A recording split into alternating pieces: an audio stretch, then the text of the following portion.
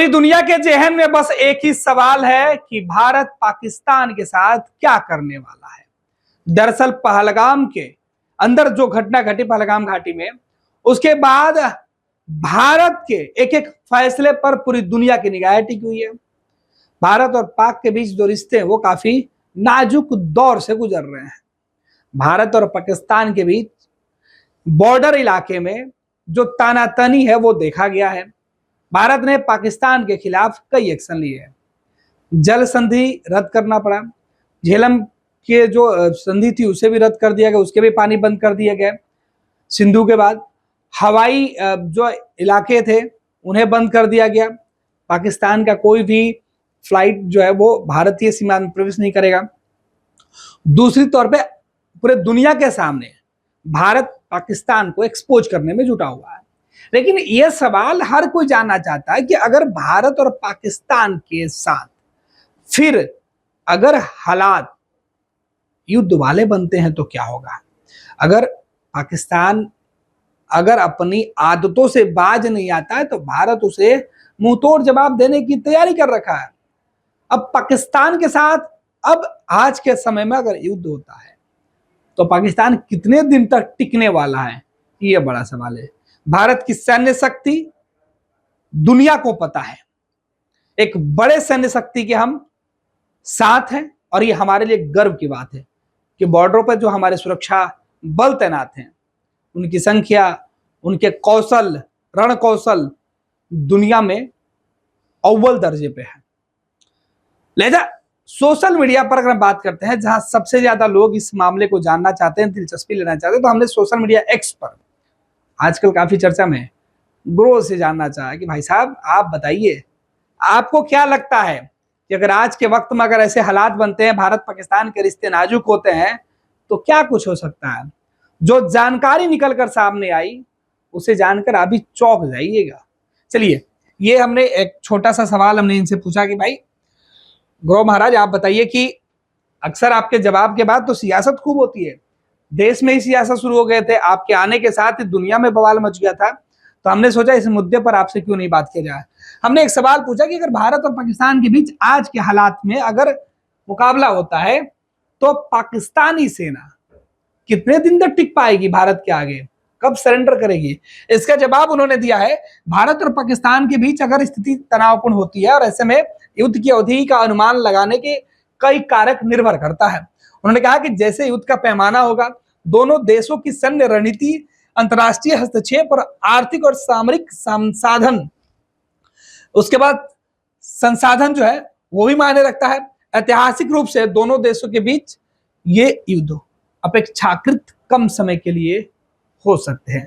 दुनिया भर की निगाहें हैं, दोनों मुल्क पर लोगों की निगाहें टिकी है और ऐसे में जो समझौता कराने वाले लोग हैं, जो बीच बचाव कराने वाले जो दूसरे देश हैं, उनकी कोशिश होगी कि ऐसे हालात में भारतीय जो सेना है या भारत की जो सरकार है वो पाकिस्तान के साथ ज्यादा दिन तक युद्ध नहीं छेड़े, ज्यादा दिन तक वैसे हालात नहीं बने, इसके बाद में सामान्य हो जाए।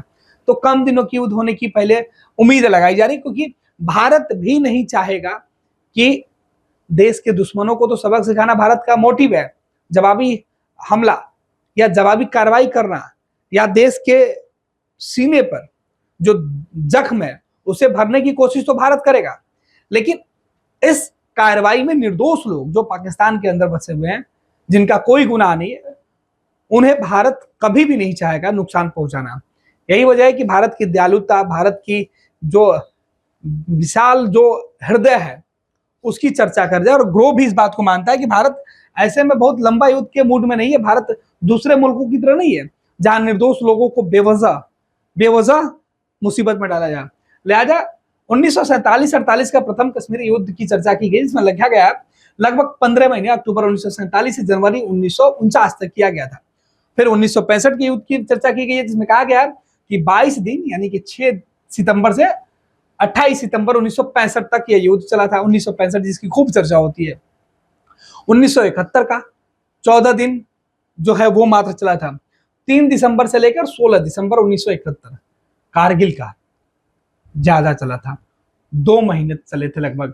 1999 का कारगिल सबको याद है, कारगिल कारगिल में जिस तरीके से पाकिस्तान ने अपने नापाक मंसूबे पाल रखे थे, घात लगाकर, विश्वासघात करके उसने जो कदम उठाया था, देश के सीने में वो मलाल, वो जख्म आज भी है, नासूर बन के है। तो यही वजह है कि कारगिल ने हमें बहुत कुछ सिखाया भी। खैर 2 महीने ये युद्ध चले थे। 2 महीने तक देश का हर बच्चा, हर नौजवान जो है वो भावुक हो गया था। बॉर्डर पे जो हालात बने हुए थे उसे हर कोई जानना चाहता था। देश ने इस बीच कितने अपनों को खोया था। देश उस दौर में खुद को मजबूत करने की कोशिश कर रहा था, और फिर से हम उठे और खड़े हो गए और पाकिस्तान के नापाक मंसूबों पर उसको जवाब भी हमने दिया। हर प्लेटफॉर्म पर पाकिस्तान को हमने बेनकाब कर दिया। खैर बात करते हैं अब आज के समय में क्या कुछ हो सकता है। आधुनिक परिदृश्य में यदि युद्ध होता है तो यह संभावना है कि यह सीमित दायरे और कम समय तक चले, क्योंकि आज के समय में आधुनिकता का वक्त है, संसाधन सबके पास बढ़ गए हैं, भारत भी सैन्य बल में ताकतवर है, और ऐसे हालात में ज्यादा लंबा खींचने का कोई जरूरत नहीं बनता है। उम्मीद की जा रही है कि ऐसी स्थिति नहीं हो। अगर ऐसी स्थिति बनती है तो परमाणु शक्ति, सबसे पहले दोनों ही देश परमाणु हथियारों से लैस हैं, जिसके कारण बड़े पैमाने पर युद्ध को टालने का दबाव होगा, क्योंकि किसी भी देश ने अगर इस तरीके के कदम उठाए तो ज्यादा से ज्यादा नुकसान होगा, जिसमें दोनों ही मुल्कों को नुकसान हो सकता है। तीसरी बात, अंतर्राष्ट्रीय दबाव भी है।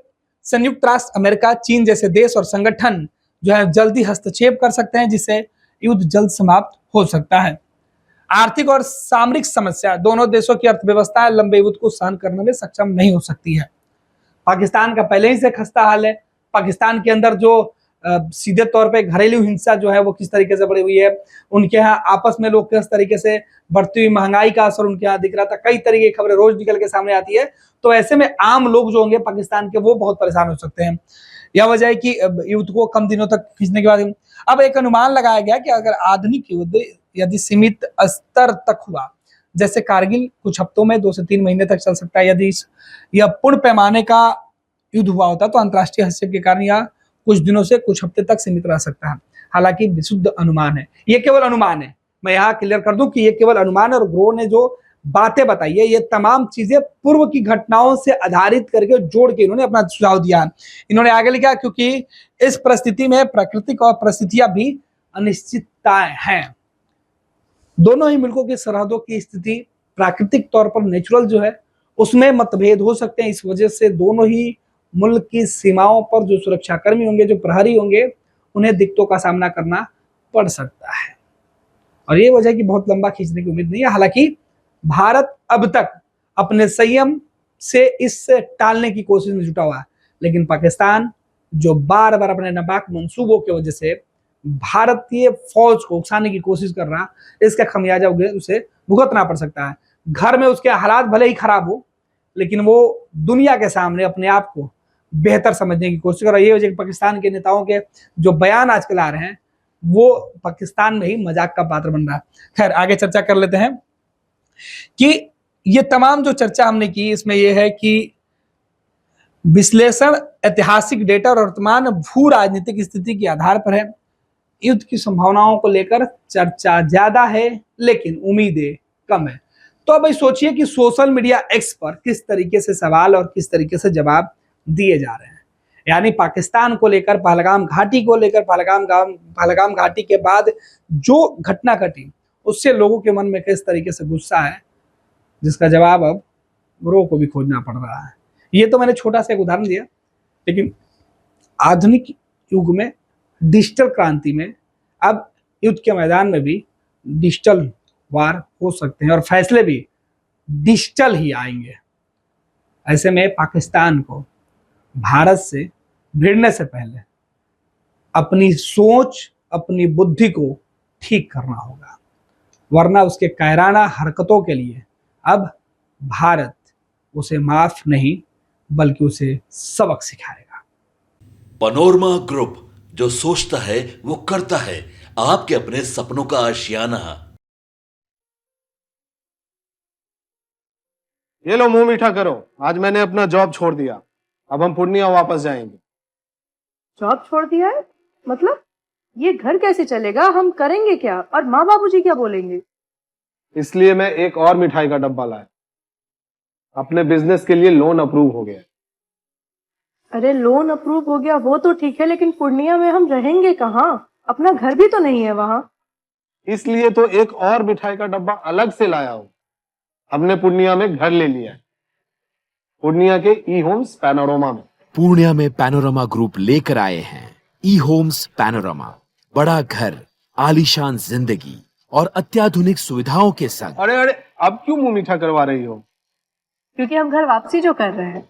घर वापसी की खुशी पूर्णिया में ई होम्स पैनोरमा के संग। E homes panorama, luxurious lifestyle redefined.